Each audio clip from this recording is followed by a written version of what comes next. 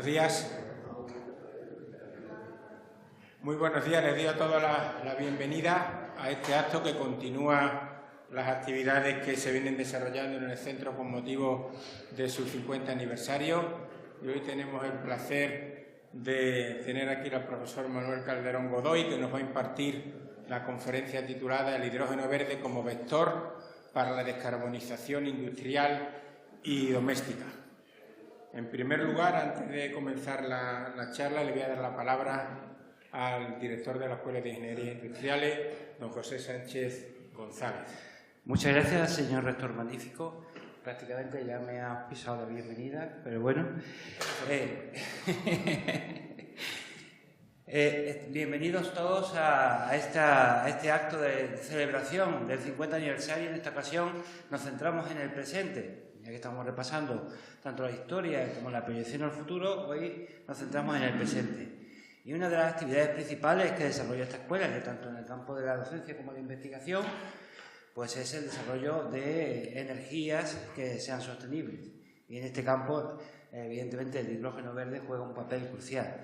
Y tenemos la suerte de poder contar, tanto en el centro como hoy, como ponente, al profesor Manuel Calderón Godoy. Así que, básicamente, sí quería decir una cosita más.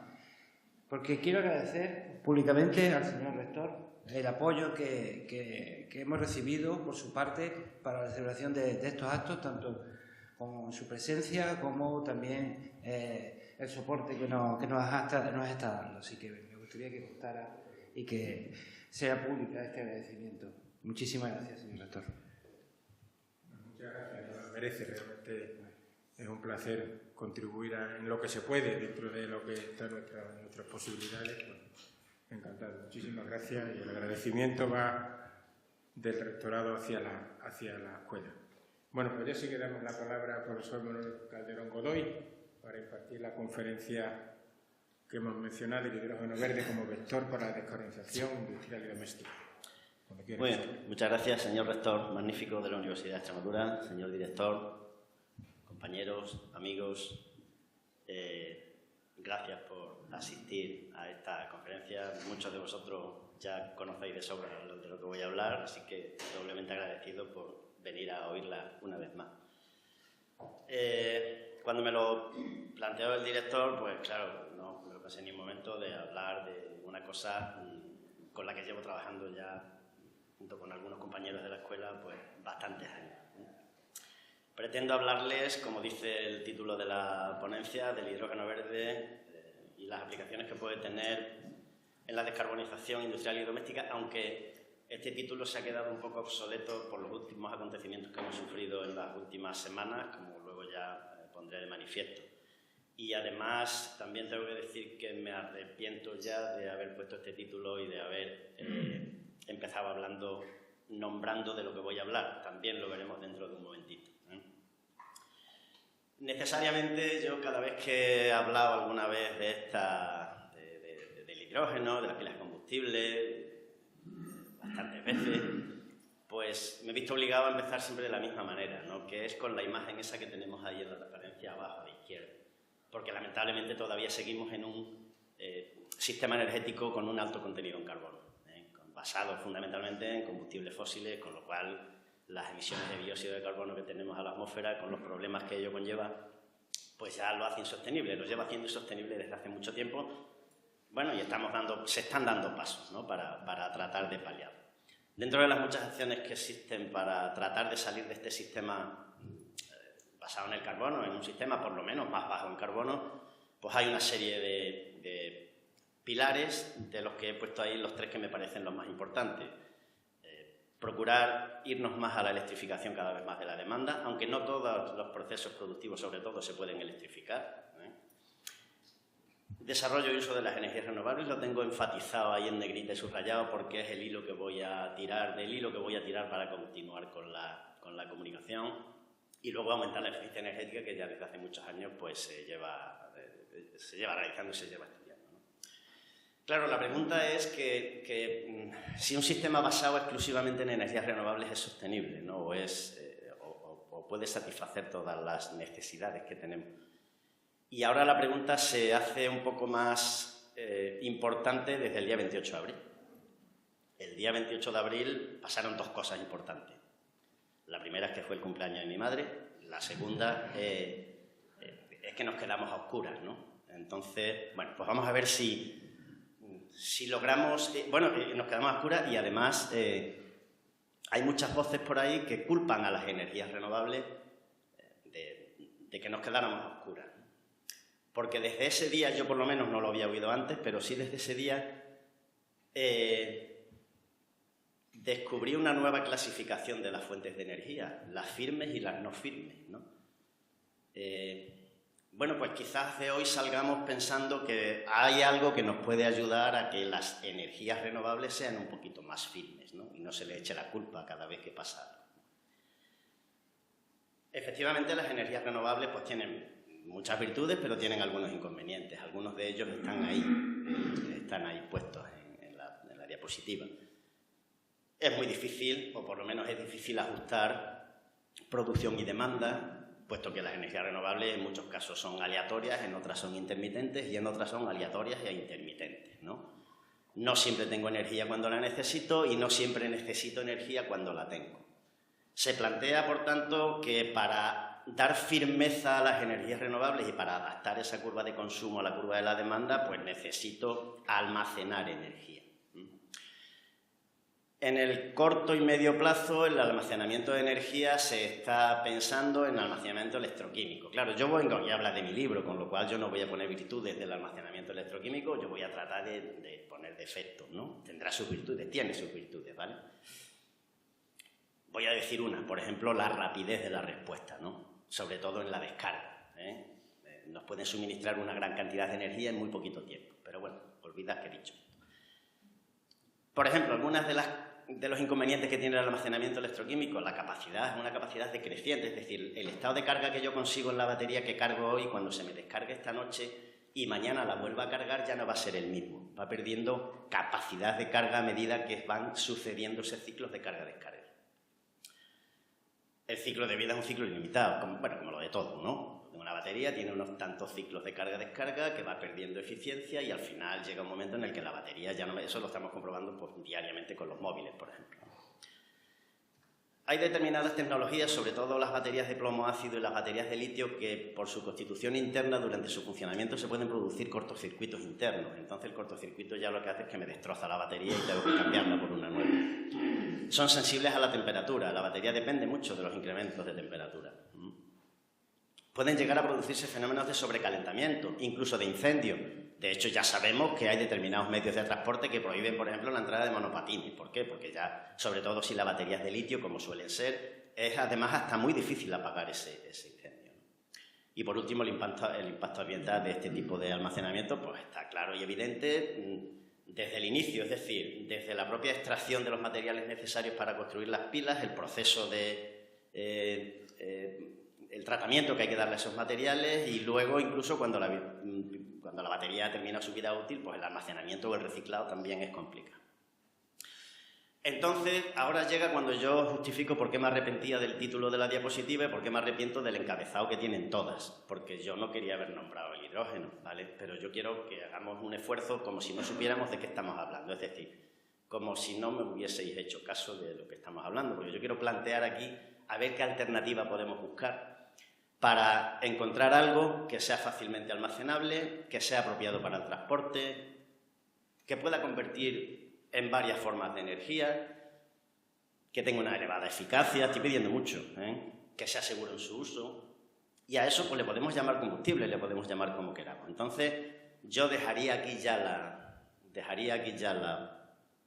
comunicación esta, la intervención, y nos iríamos todos a casa a reflexionar con una tremenda preocupación y un desasosiego enorme, y nos pondríamos todos a leer un libro, ¿vale? Y leeríamos el libro de Julio Verne, porque a mí me tranquilizan mucho los libros de aventura, no quiero leer libros de penas y de tiros y de cosas de esas, y bueno, nos ponemos a leer ese libro que se editó en 1874. La fecha me interesa que la recordemos.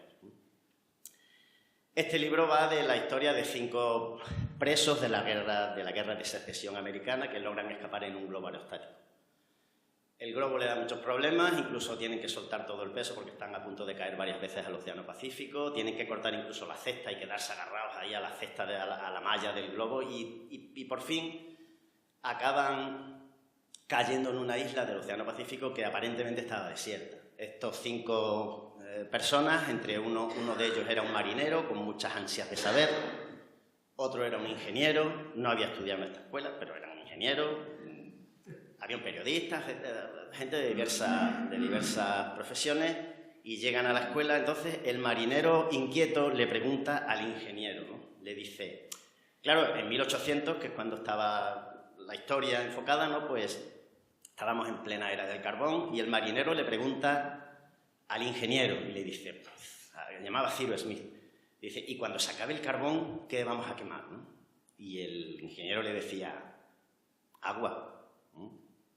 Le decía, agua, o bien los elementos que la constituyen juntos, o bien por separado, será una fuente inagotable de luz y calor. Es decir, le dijo, el agua será el carbón del futuro. Anda. ¿Qué hacemos nosotros que estamos leyendo el libro? Nos vamos corriendo a la cocina y hacemos eso, ¿no? Llenamos un vaso de agua y metemos una bombilla, y lo más probable es que el experimento no funcione. Porque Julio Verne, en boca de Cyrus Smith, lo que decía es que los elementos que constituyen el agua, ¿vale?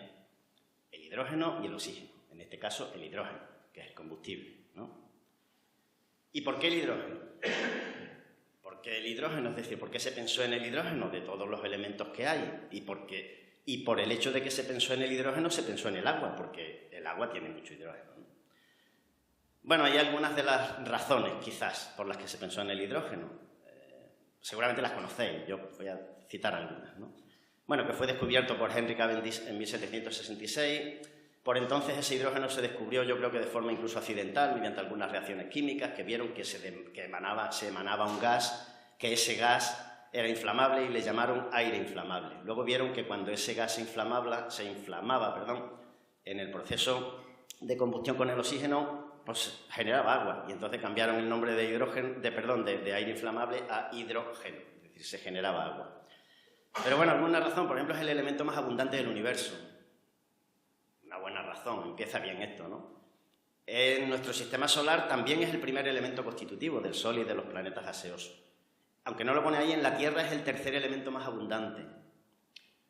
Presenta la mayor densidad másica de energía de toda la sustancia que se conoce. Cuidado que esto puede ser engañoso, porque ahí pone megajulios por kilogramo. Si nos vamos a megajulios por metro cúbico, la cosa cambia un poquito. Ahora lo veremos. Es la sustancia más inflamable que se conoce. Un combustible lo que tiene que ser es inflamable. Pues esta es la más inflamable, es un buen combustible. Eso es un problema, la que viene después, la densidad. Bueno, es un problema, depende de para qué. Todas las cosas pueden ser problemas o pueden ser virtudes. En nuestro caso, para determinadas acciones con el hidrógeno, esto puede ser un problema. Fijaos que el hidrógeno tiene una densidad de 89 gramos por metro cúbico, es decir, 1000 litros de hidrógeno pesan 89 gramos. Esto nos va a hacer que, sobre todo, el almacenamiento sea complicado. Y luego una gran ventaja es que ofrece un escenario intrínsecamente limpio, es decir, que el agua es hidrógeno más oxígeno, y cuando reacciona el hidrógeno más el oxígeno me vuelve a dar agua. Agua que puedo otra vez utilizar para producir hidrógeno y oxígeno. Algunas pegas del hidrógeno es que en la mayoría de los casos, en la inmensa mayoría de los casos, no se encuentra libre. En la atmósfera hay muy poco contenido en hidrógeno, muy poquitas partes por millón. Hay algún hidrógeno libre del que hablaré luego un poquito más tarde. Pero el hidrógeno se encuentra siempre unido a otros átomos para formar, por ejemplo, agua o, por ejemplo, hidrocarburos, como el caso del metano. Con lo cual, para producir el hidrógeno tenemos que partir de esos materiales, de esas materias primas, y aplicar energía. Yo me voy a centrar en el agua, porque la conferencia va camino de la electrolisis, ¿no? Y vamos a hacer electrolisis del agua. Y lo que tengo que hacer, por tanto, es aplicar energía a la molécula del agua para que se desprenda, para que se rompa y para que se separe el hidrógeno del oxígeno. Si esa energía, que puede ser de multitud de formas, es una energía eléctrica, entonces estoy hablando ya sí de electrolisis. Y si esa energía eléctrica además proviene de una fuente renovable, ahora ya es cuando tengo el hidrógeno verde. Ahora ya es cuando le he puesto la coletilla de verde. Hay más colores. Hay más colores del hidrógeno, pero ¿de qué color es el hidrógeno? Eso es una instantánea que he cogido de un vídeo que se grabó aquí con una maquetita que hicimos para los muchachos de los institutos, lo que llevamos a la Semana de la Ciencia, a las puertas abiertas, a la Noche de los Investigadores.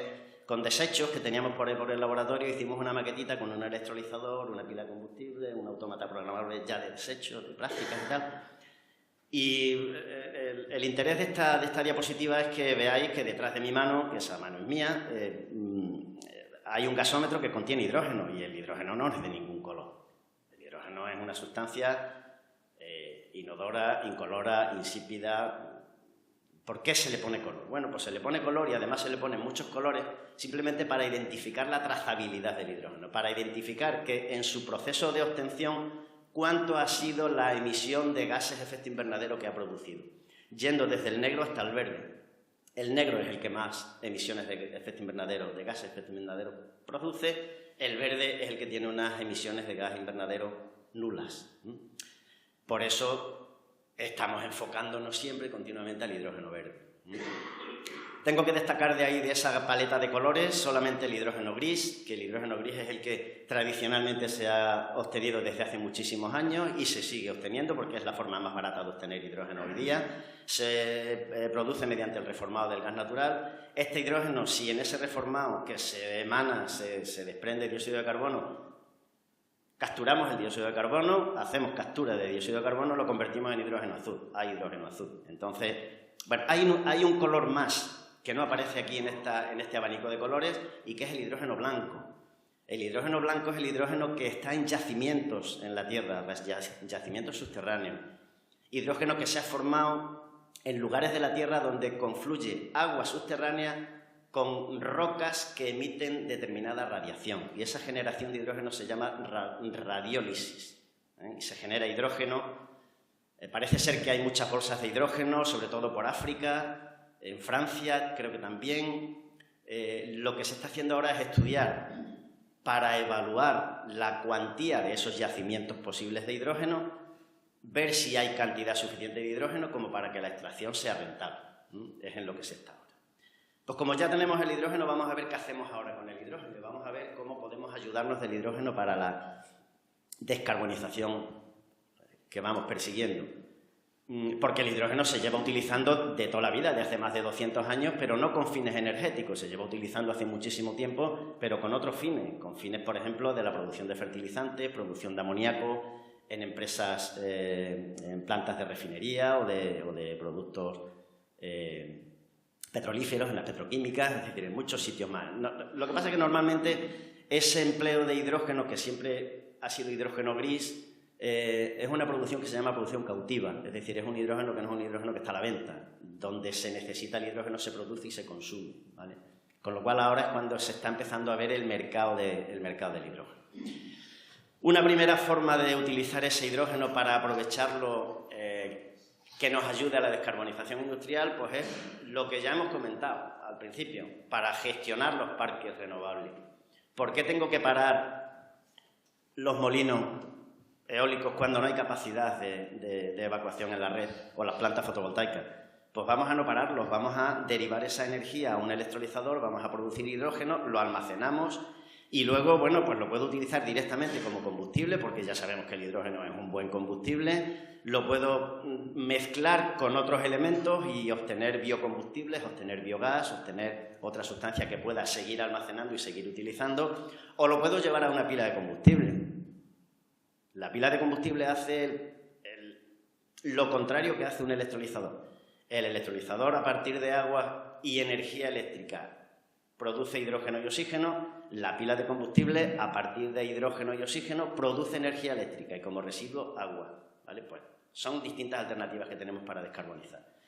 Nos vamos a fijar también en la movilidad. Ahí tenemos una comparativa de dos vehículos, uno de gasolina y otro de eléctrico, de batería.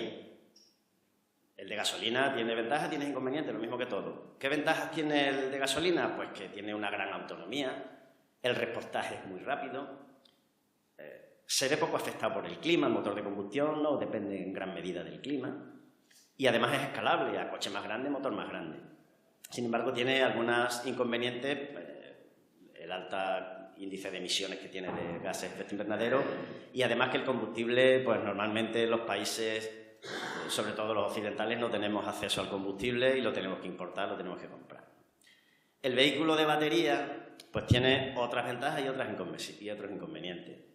Como ventaja, cero emisiones, claro, es un motor eléctrico, alta eficiencia energética, claro, es un motor eléctrico, par instantáneo, es un motor eléctrico, silencioso, lo mismo, y además la fuente de la que se abastezca el vehículo puede ser una fuente local. Yo tengo un vehículo eléctrico y lo cargo en mi casa, además con mis paneles solares que tengo en el tejado. Tiene algunos inconvenientes también. La autonomía más limitada, mucho más limitada que el vehículo de combustión interna. El tiempo de carga mucho más grande que el tiempo de repostaje de un motor de combustión interna. Las baterías ocupan espacio, pero más que espacio suponen un peso muy importante en el vehículo. Y si quiero tener una autonomía grande, tengo que tener una batería grande, tengo que tener mucho peso en el vehículo. Y luego, además, como vimos antes, en las características del almacenamiento electroquímico, el comportamiento del coche, las prestaciones del coche, aquí sí que dependen del clima, ¿no? Entonces vamos a tratar de aplastar esos dos hexágonos irregulares que hay ahí y quedarnos nada más que con las ventajas. Es decir, con una gran autonomía, con un repostaje rápido, que se vea poco afectado por el clima, que sea escalable, que no tenga emisiones, que tenga una falta de eficiencia, que el par sea instantáneo, que sea silencioso y que la fuente energética sea global. Y juntando todo eso, pues me di cuenta de que ese coche lo tenemos ya, que es un coche con pila de combustible. Es un coche eléctrico, pero en vez de batería, de pila de combustible. Es un coche de cero emisiones que me va a dar una gran autonomía y voy a repostar en un momento, ¿vale? De hecho, ya hay ese tipo de coches. Toyota sacó hace muchos años el Toyota Mirai, ahora saca otro modelo. Es un coche que tiene 2 tanques de hidrógeno, una pila de combustible y un motor eléctrico. Luego el resto de las partes del coche son similares a las que puede haber en otro coche cualquiera. Este coche está muy bien, es muy bonito, pero para mi punto de vista tiene dos pegas importantes. La primera de ellas la tenemos en la pantalla y es el precio que tiene. Seguramente cuesta el doble o más del doble que el mismo coche en tecnología de motor de combustión. Y luego la otra pega que tengo es que pues, ahora de momento pues, no tengo demasiados sitios donde repostar. No tengo demasiadas hidrogeneras ni electrolineras, ¿no? Ni hidrolineras, perdón. Otra alternativa que tenemos para hacer con el hidrógeno renovable, con el hidrógeno verde, hacer combustibles sintéticos. Ahora veréis que aquí en la escuela se fabrican y se van a fabricar más combustibles sintéticos, ¿no? Esto, bueno, yo digo que es muy sencillo porque no sé, entonces, como uno no sabe, pues dice que es muy sencillo. Juan Félix pues, verá que no es tan sencillo hacer esto, ¿no? Pero partiendo del hidrógeno por un lado y partiendo de dióxido de carbono por otro, pues dependiendo de reacciones, por ejemplo, reacciones Fischer-Tropsch, el nombre me lo he aprendido. Reacciones Fischer-Tropsch, pues por ejemplo puedo obtener biocombustibles, ¿no? Fijaos, claro, estos biocombustibles luego los vamos a quemar y también se va a generar dióxido de carbono, pero ya el balance neto va a ser nulo, porque ese dióxido de carbono es el que he cogido previamente de la atmósfera, por ejemplo, ¿no? Y además una cosa muy importante con estos biocombustibles es que lo voy a poder utilizar en el mismo tipo de motores y de aplicaciones que estamos utilizando hoy día. Y además vamos a poder utilizar las mismas canalizaciones y las mismas infraestructuras que tenemos hoy día para otro tipo de combustibles que no son tan limpios con el medio ambiente. Fijaos, hace poco, estas son noticias de hace unos pocos días, en Miajada se ha abierto se ha inaugurado una planta de gas natural renovable, ¿eh? Esta planta tiene 6 electrolizadores de 200 kilovatios, es decir, tiene una potencia de electrolisis total de 1,2 megavatios. Se alimenta de energía renovable que compra el propietario de la planta mediante una PPA a quien se la venda, no sé quién es. Compran el dióxido de carbono, también es un dióxido de carbono biogénico, es un dióxido de carbono que se obtiene de la fermentación de residuos agrícolas o de la combustión de la biomasa. y con ello en un reactor que tiene la planta, someten el hidrógeno y el dióxido de carbono a altas temperaturas y de ese reactor sale gas natural renovable, sale metano sintético. Ese metano sintético, ese gas natural renovable, lo inyectan en una canalización que Gas Extremadura tiene cercana a esa zona. Y una de las noticias que me pareció interesante es que el gas renovable extremeño ya cubre el consumo doméstico de 1000 hogares, pues 1000 hogares que han reducido su huella de carbono. ¿Vale?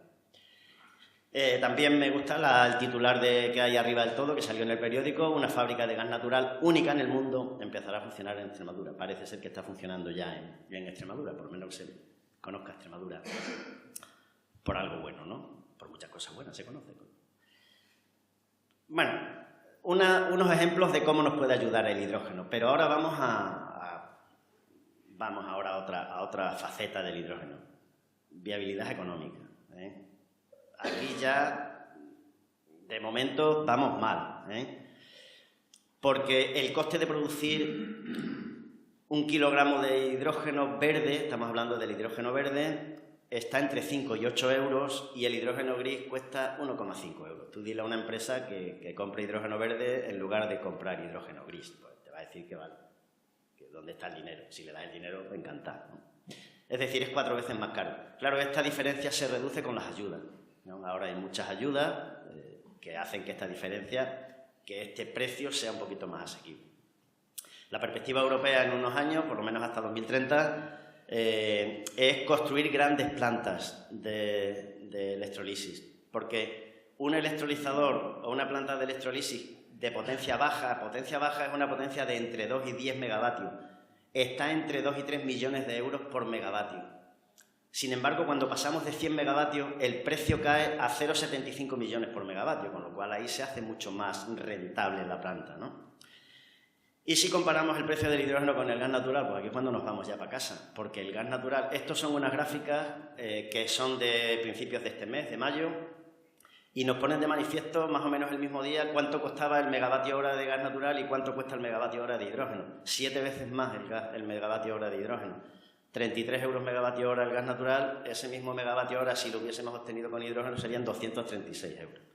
Pero bueno, esto tiene que ser así, es decir, tampoco nos vamos a desmoralizar y vamos a decirle que el hidrógeno verde no vale, porque en el año 2000 el precio del módulo fotovoltaico estaba entre 5 y 7 euros por vatio pico. En el año 2024 estaba entre 0,2 y 0,3 euros por vatio pico. Es decir, se ha reducido 35 veces el precio del módulo fotovoltaico. Esperemos que esto se siga reduciendo. De hecho, el camino es trabajar, investigar en abaratar precios, en abaratar el precio de la energía. Incluso los electrolizadores han bajado de precio desde el año 2000 al año 2024 y se espera que para el 2030 el precio de los electrolizadores caigan a la 10ª parte de lo que costaban en el 2000, a principios del siglo. Con lo cual, bueno, los pasos que se están dando pues van en ese sentido, fundamentalmente en abaratar precios. Y como nosotros, con nuestra humildad y nuestro hacer diario de cada día, pues, director, estamos celebrando en estos días el 50 aniversario de la escuela, pues al año que viene se cumplen 20 años que llevamos trabajando con el hidrógeno en las pilas de combustible. Porque todo esto empezó aquí en la escuela, un grupo de profesores, en el año 2006. En el año 2006 fue cuando nuestro queridísimo amigo y compañero Juan Félix González me incorporó a su grupo de investigación Gairber, a ponerme a trabajar de la mano, que yo creo que es de las mejores manos con las que he podido trabajar, a la mano de don Antonio Ramiro, porque por aquellos momentos cayó en la escuela, proveniente de Agenex, un modulito de pila de combustible y de electrolizador de 1 vatio. 1 vatio. Bueno, pues le hicimos todas las cacharrerías que pudimos a ese módulo de pila de combustible y nos sirvió sobre todo para entender el comportamiento de la pila de combustible y del electrolizador. Caracterizamos, probamos con agua caliente, con agua fría, ahora de esta manera, de la otra, nos tiramos un montón de tiempo trabajando con esto. Y nos gustó y nos entusiasmó tanto que dijimos, vamos a comprar un banco de ensayo, de verdad, vamos a comprar un banco de ensayo con el que podamos hacer cosas, porque con un modulito de demostración de 1 vatio, poquita cosa se podía hacer. Pero de esta forma le estamos muy agradecidos a este modulito de pila de combustible. Nos pusimos a buscar precios de bancos de ensayo de pila de combustible desorbitados. No había quien se arrimara. Bueno, pues vamos a construir uno. Y entonces construimos nosotros nuestro propio banco de ensayo. Con cosas viejas que tenemos en el laboratorio, con alguna otra cosa que compramos, evidentemente, que no teníamos, como la pila de combustible, el electrolizador y tal, y construimos un banco de ensayo pequeñito de 50 vatios. Con una estación eólico-solar que montamos arriba en la cubierta y que todavía está montada, con unos paneles fotovoltaicos que nos trajimos de la antigua escuela, y con un aerogenerador que compramos pequeñito, y ese banco de ensayo estuvo funcionando durante bastantes años. De hecho, con ese banco de ensayo se realizaron 2 tesis doctorales. La primera, la de un servidor, que consistió precisamente en montar el banco de ensayo y en echarlo a andar y en hacer la estrategia de control de la instalación. Y una segunda tesis doctoral posterior, que fue la de nuestro compañero Isaías González Pérez, que está allí detrás sentado, que consistió en las mejoras que se le podían hacer a ese banco de ensayo, sobre todo en la parte de estrategia de control y supervisión. Eso ya, bueno, pues se nos quedó un poquito corto y se montó otro banco de ensayo más grande. Otro banco de ensayo que está funcionando ahora mismo en el laboratorio de unos 20, y lo que se está haciendo, bueno, ya es más grande, ya tiene 3 electrolizadores, ya tiene una pila de combustible en vez de 50 vatios de 500 vatios, se está desarrollando ahí un sistema de supervisión y control muy potente, muy robusto, se está realizando el modelo digital de la planta y se están haciendo trabajos y todavía funciona y de hecho se está trabajando, de hecho hay trabajos que se están haciendo en ese banco de ensayo. Nosotros la forma de almacenar el hidrógeno que hemos tenido siempre, de las distintas que hay, han sido en forma de hidruros metálicos, porque ahora ya empieza a haber un poquito de más mercado, pero era imposible encontrar compresores chiquititos que nos permitieran almacenar una cantidad suficiente de hidrógeno a presión y el hidrógeno, como he dicho antes, con la densidad que tiene, si tú metes hidrógeno a poca presión, pues no tienes hidrógeno prácticamente.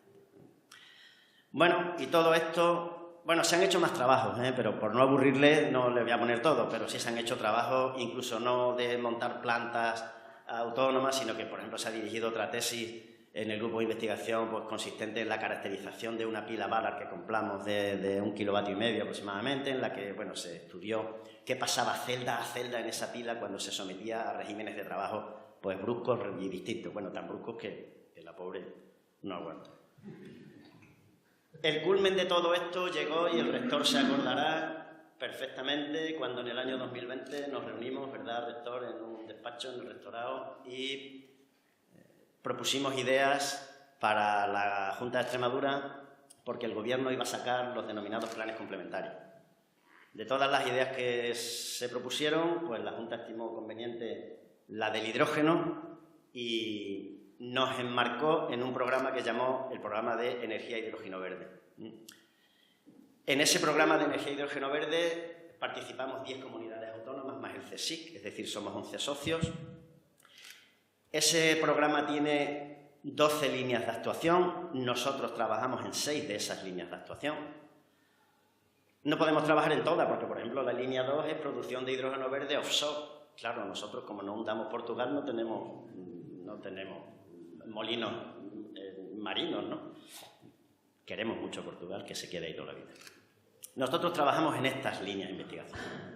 Cada línea de investigación nosotros aquí en la escuela, cada comunidad autónoma la ha interpretado de una manera distinta. Nosotros aquí en la escuela la hemos interpretado como que cada línea de investigación, que cada línea de actuación es un proyecto distinto. Cada proyecto tiene su IP y tiene su personal investigador. Menos yo, que como soy el coordinador del programa, pues tengo que estar de COIP en todas. Me lo dijeron desde SEGETRI porque así era más fácil para firmas y para tenerme a mí, lamentablemente como me tienen, pues disponible 26 horas al día. Yo de todas estas líneas, unas van más avanzadas que otras, pero como no quiero cansaros, no quiero cansarles, pues solamente les voy a enseñar un par de ellas, que son por otra parte las que más avanzadas van. Cuando cumplamos el 75 aniversario, Juan Félix le hablará de las otras 3. La primera de ellas está a la vista, y es la planta de generación de hidrógeno verde que hicimos que está ahí al lado del aparcamiento, ¿vale? Es una planta de hidrógeno renovable. El objetivo de esta planta no es la generación de hidrógeno en sí. Nosotros ahí el fin principal no es generar todo el hidrógeno que podamos. No, si se genera, pues bienvenido sea, y lo generamos, ya lo utilizaremos para algo. El objetivo de esta planta es optimizar la integración de los elementos que constituyen una planta, precisamente para contribuir a ver si podemos diseñarla de forma que sea más eficiente y que abaratemos costes, que es lo que decía antes, ¿no? Y una de las cosas que se nos ha ocurrido, ahora la diré. Es una planta que tiene se abastece de una planta fotovoltaica de 50 kilovatios nominales. Esa instalación fotovoltaica está conectada a la escuela, de manera que cuando no estamos produciendo, cuando no estamos trabajando en ella, esa energía está llegando a la escuela. Y el hidrógeno que estamos ahí consiguiendo, pues lo vamos a emplear en otras dos líneas de actuación de estos proyectos de los planes complementarios, en líneas que coordina Juan Félix la 5 y nuestro compañero Eduardo Sabio la 8. Generación de combustibles mediante hidrógeno y dióxido de carbono, usos del hidrógeno en el sector industrial mediante combustión a través de una caldera que va a quemar hidrógeno mezclado con gas natural, lo que se conoce con blending de gas natural. Bien, esa es la vista de la planta, la pongo aquí, aunque todos los que estamos aquí la hemos visto ya, porque es abierta. Quisimos hacerla así precisamente porque es una planta piloto, y la planta piloto pues lo que tiene que ser es que sea vista y accesible a todo el mundo. Tiene un electrolizador de 30 kilovatios, un grupo de almacenamiento de hasta 200 bares. Tenemos aproximadamente tenemos almacenado unos 146 metros cúbicos de hidrógeno. Y la finalidad, como digo, de esta planta es establecer estrategias de funcionamiento, y para eso lo que tenemos en la caseta que hay cerrada, en esa caseta que es lo único que está cerrado, es donde va toda la electrónica. Pues en esa caseta están los equipos que aparecen a la derecha de la diapositiva, que son equipos que constituyen una plataforma integral de emulación de red. Esos equipos se pueden comportar casi como lo que queramos, como planta fotovoltaica, como electrolizador, como batería, como superconductor, como inversor, como panel fotovoltaico, como queramos. Lo podemos programar para que se comporte como queramos. Y precisamente con esos equipos es con los que vamos a hacer ensayo, porque una de las cosas que queremos hacer de forma... y no lo hemos hecho ya por no perder la garantía del electrolizador, porque en la que lo desarmemos perdemos la garantía. Lo que estamos esperando un poquito hasta que todo esté funcionando bien. El electrolizador lo que tiene dentro es un stack, con toda la electrónica y todos los equipos auxiliares que luego tiene. El stack funciona con corriente continua. Los paneles fotovoltaicos me dan corriente continua. Sin embargo, yo convierto la corriente continua a corriente alterna, y luego la corriente alterna otra vez a corriente continua para alimentar el stack. Pues precisamente lo que queremos hacer con esa plataforma de emulación de red es estudiar el modelo del electrolizador y ver cómo se comportaría alimentándolo directamente desde los paneles fotovoltaicos. Una de las estrategias que queremos hacer, aparte de desarrollar el sistema de supervisión y control y de monitorización, que es lo que se está haciendo en estos momentos. Como consecuencia de que ya tenemos hidrógeno, somos la única comunidad, bueno, yo diría el único centro, el único sitio, por lo menos de España, por lo menos que yo conozca, de España, que estamos realizando ensayos a una caldera con hidrógeno procedente, con hidrógeno verde de verdad, con hidrógeno procedente de una planta de generación, porque hay otra que se está realizando en la Universidad de Vigo, pero ahí compran el hidrógeno en botellas. Sabe Dios de dónde viene ese hidrógeno, verde seguramente que no es. Esto viene fruto de la colaboración que tenemos con el grupo industrial Christian Line, que a través de ellos y de la empresa Gas Extremadura, empresa del grupo, y con contactos con la empresa Ferroli, fabricante de la caldera, nos cedió esa caldera para que hiciéramos el banco de ensayo, porque es una caldera que van a lanzar al mercado, todavía no está en el mercado, y lo que quieren es que le hagamos los ensayos de vida acelerada para ver cómo se comporta la caldera, analizar las emisiones. La podíamos haber utilizado la caldera cuando eligieron papa, porque lo que echa la caldera por la chimenea es vapor de agua, es un humo blanco. Entonces, con algunas emisiones muy pocas, muy poquitas, que también estamos analizando. Este banco de ensayo constituyó el trabajo fin de máster, además, y está trabajando en ella, de una compañera nuestra de aquí de la escuela también, de Celia, y seguimos trabajando con ello, ¿no? La planta fotovoltaica de la que le estoy hablando fue inaugurada a finales de julio del año pasado, coincidiendo con la inauguración de la planta fotovoltaica de la universidad. A la inauguración, como ven en esa diapositiva, la pongo porque salgo bien, asistió la presidenta de la Junta de Extremadura y el presidente de la Diputación. Con lo cual, bueno, pues colocó a la escuela también en esos días salimos en la tele, es decir, que bueno, que son cosas buenas, ¿no? Todo esto es línea 1, la otra línea de la que le voy a hablar es de la línea 9. La línea 9 obedece un poquito más a la estrategia de los 2 bancos de ensayos pequeñitos. Es decir, obtener hidrógeno mediante energía renovable, hidrógeno verde por tanto, almacenar ese hidrógeno para consumirlo en la propia instalación, pero no mediante combustión, sino devolviéndolo otra vez con una pila de combustible en forma de energía eléctrica, ¿vale? Ese es el diagrama, digamos, de bloque general de la planta que se está construyendo. Ahí tenemos otro equipo Synergia, en este caso para hacerlo funcionar como carga electrónica, para simular las curvas de carga a la que vamos a someter la instalación. 2 pilas de 2,5 kilovatios, es decir, una pila en conjunto de 5 kilovatios hora, y el electrolizador es más chiquitito, es un electrolizador de 5 kilovatios. Almacenamos un poquito de energía, sí, en batería, pero no con el fin de almacenar energía en batería, sino con el fin de tener un bus de corriente continua que nos hace falta para que funcione el resto de la instalación. La pila de combustible necesita tener un bus de continua al que agarrarse para poder funcionar. Situación actual de esa planta. Esta planta está en el edificio Túnel de Viento, en una de las dependencias del edificio Túnel de Viento. La energía eléctrica la sacamos de el seguidor fotovoltaico que lleva muchos años ahí ya instalado en la fachada de la escuela, en la puerta de la escuela. Este seguidor lo construimos aquí en la escuela, también fruto de una cooperación con una empresa, Valsolar, de un compañero nuestro, José Gañán, y desde entonces, bueno, pues, aunque está un poco perro porque no sigue, porque no se mueve, pero producir sí que produce, ¿vale? Sí que ha estado conectado al cuadro general de protección del edificio Túnel de Viento, suministrando energía. Esta misma semana, el lunes, se ha terminado la caseta de almacenamiento de gases, que es la caseta que se ve ahí, que es un moñito que le ha salido al túnel de viento, donde vamos a almacenar, evidentemente, las botellas de gas, las botellas de hidrógeno. Y ahora mismo lo que se está trabajando, decir que, claro, todo esto, los plazos de entrega de estos equipos son interminables. Ya no digo las licitaciones, pero una vez que ya el plazo de entrega... Entonces, hemos tardado mucho tiempo en que nos llegara, por ejemplo, el equipo Synergia, en que nos llegara, por ejemplo, la batería. No sé por qué, pero tienen unos plazos tremendos.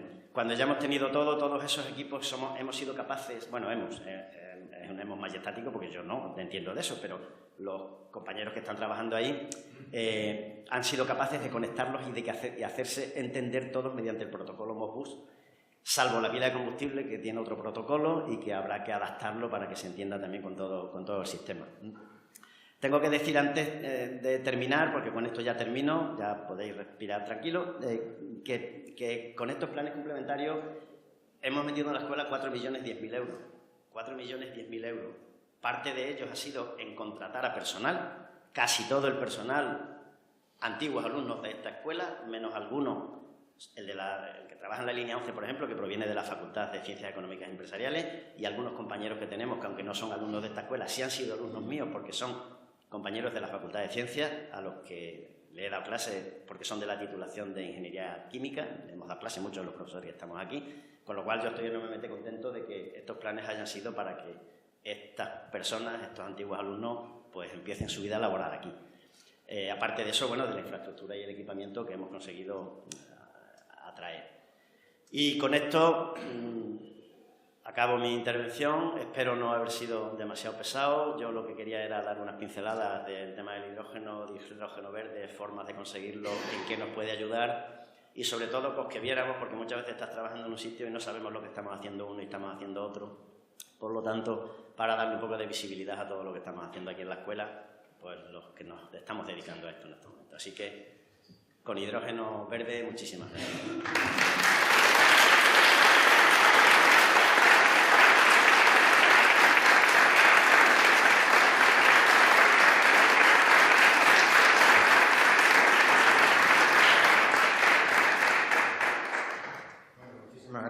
Muchísimas gracias, Manuel, por este seminario, esta charla, que no solo ha sido para mí muy interesante desde el punto de vista de contenido, sino por la claridad y por la didáctica en presentarla, y voy a hacer un esfuerzo tremendo de represión para no preguntarte cosas, pero no sé si lo conseguiré al final. Tienes la palabra ahora el director de la escuela, que presentará las nuevas insignias de la misma. Cuando quieras. Sí, un segundo.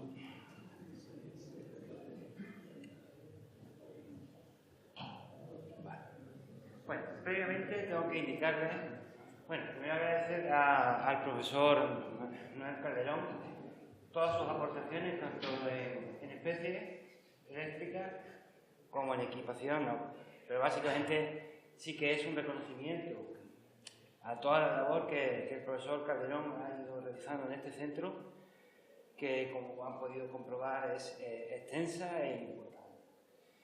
Así que antes de presentarles la insignia, sí que tengo que indicarles que, evidentemente, la naturaleza de este evento es un poco doble. Por un lado, estamos celebrando el 50 aniversario, dentro de eso está enclavado este acto, pero también queríamos reparar un pequeño agravio que un compañero, que un miembro de esta familia del centro ha sufrido. Y es una de estas cosas en las que nadie tiene la culpa, pero aún así alguien sale dañado. Y queremos en este acto reparar este agravio. ¿De acuerdo? Porque resulta, como todos sabéis, en los actos del patrón de cada año, si algún compañero cumple los 30 años de servicio, se le suele dar una distinción, se reconoce esa trayectoria. Pero este año, inadvertidamente, se nos pasó, es que es una cosa muy curiosa, porque nadie tiene la culpa. O sea, nosotros lo que hacemos normalmente es solicitar al personal quiénes son los que cumplen 30 años, y no venía su nombre en esa lista. Por razones que no merece la pena ahora discutir, pues no venía su nombre, con lo cual no lo pudimos distinguir, se nos pasó. Y es por eso que, una vez que hemos recibido esa información, creemos, y es importantísimo desde nuestro punto de vista, reconocer y distinguir a este compañero. Por lo tanto, les ruego que en este acto reconozcamos a nuestro compañero don Manuel Calderón Godoy por sus 30 años de servicio a esta escuela. Luego, señora.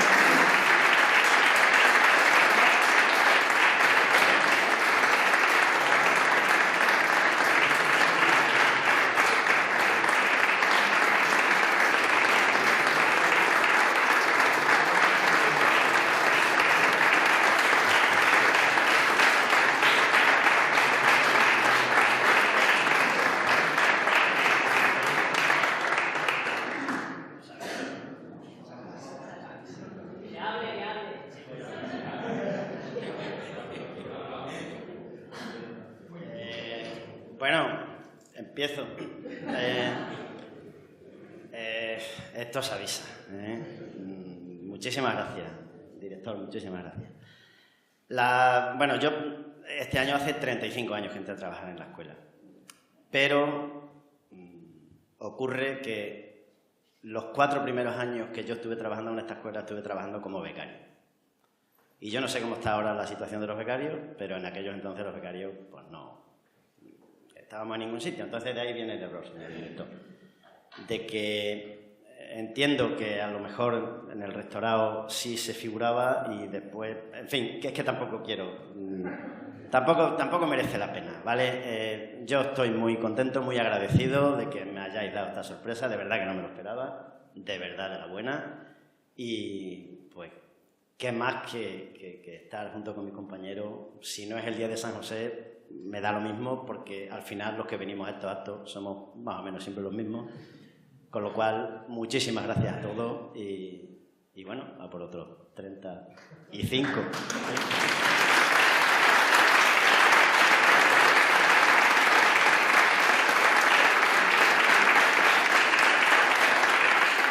Muchas gracias, Manuel, y también agradecer la complicidad también del señor rector, que ha tenido dentro de su apretada agenda a bien poder asistir a este acto de reconocimiento encubierto que teníamos previsto. Bueno, ahora sí, aprovecho ya para presentarles... ¿Esto es? F12.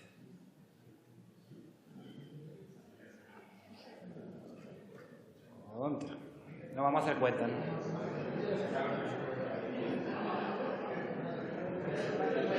Nada. Bueno, es igual. ¿La pueden observar ahí? Porque además ya se le entrega las dos primeras insignias, tanto al señor rector como a Manuel.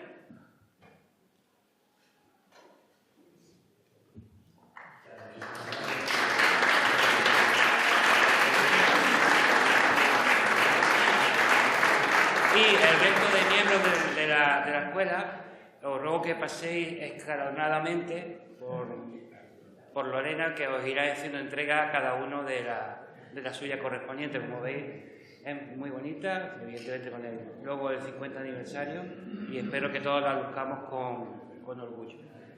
Y nada más, señor rector. Gracias.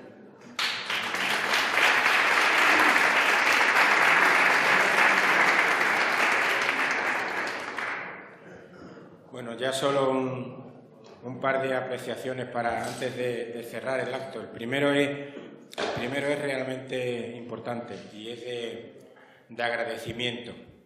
Agradecimiento a todo el equipo que se ha implicado y ha querido aportar su tiempo, su trabajo y su conocimiento al plan complementario de energía e hidrógeno verde. No quiero quitarme a nadie, pero con Félix y sobre todo a Manuel, que desde el primer minuto que se le planteó el liderar en Extremadura el plan complementario junto con otras 8 comunidades autónomas, cuando yo era vicerrector de investigación y Antonio Hidalgo era rector, desde el minuto 1 dijo adelante, vamos a por ello y vamos a trabajar duro para conseguirlo. Y me consta que ha sido no solo un trabajo importante, que ha tomado muchísima dedicación en preparar la propuesta, coordinarla con otras 8 comunidades autónomas, cada una con sus intereses y cada una queriendo aportar lo que más le interesaba en el plan complementario, sino después por desarrollarlo, llevarlo a cabo y que realmente, pues como hemos visto, pues está siendo un éxito, ¿no? Y creo que es muy meritorio que nuestros compañeros se impliquen en eso, y por eso pues quiero agradecerte expresamente que siempre has estado ahí, ¿no? Siempre has dado el paso adelante, ¿no? Y luego tengo muchas preguntas, pero no las voy a hacer porque no hay oportunidad de turno de preguntas, pero yo no tenía idea del hidrógeno verde hasta que fuimos al Centro Nacional del Hidrógeno a hacer una visita y caray, a mí aquello me gustó muchísimo porque creo que según parece, en la movilidad eléctrica, según tengo yo entendido, es un poco un punto intermedio entre el combustible fósil y la pila de hidrógeno. Da la impresión de que, por lo que nos ha contado Manuel, la pila de hidrógeno pues tiene muchísima más versatilidad, tiene más rendimiento, no requiere tanta necesidad de instalaciones de carga y creo que puede ser una buena alternativa, y por eso creo que la implicación que tenemos la Universidad de Extremadura y esta escuela en concreto en el plan complementario, esperemos que, no sé formalmente si está previsto que ese plan complementario tenga alguna extensión, no sé si está previsto que se pueda de alguna manera complementar con más fondos de los mecanismos de recuperación y resiliencia, pero si así fuera creo que sería una buena ocasión para continuar y desarrollar esas nuevas ideas que estáis teniendo sobre el proyecto, ¿no? Al igual que hemos hablado alguna vez también de la importancia que puede tener, yo no sé eso desde el punto de vista técnico, hasta dónde está desarrollado el blending del hidrógeno verde con gas natural y hacer una distribución, digamos, acompañando al gas natural. No sé, se me ocurren algunas cosillas que me gustaría discutir, pero lo dejamos para otro día, porque en principio no está previsto ronda de preguntas. Así que nada más, muchísimas gracias por la invitación, es siempre un placer acompañaros en la escuela y de nuevo pues reitero mi agradecimiento en nombre de la institución a esta escuela por la implicación y por el compromiso que tiene con nuestra universidad. Así que muchísimas gracias y seguimos trabajando. Gracias.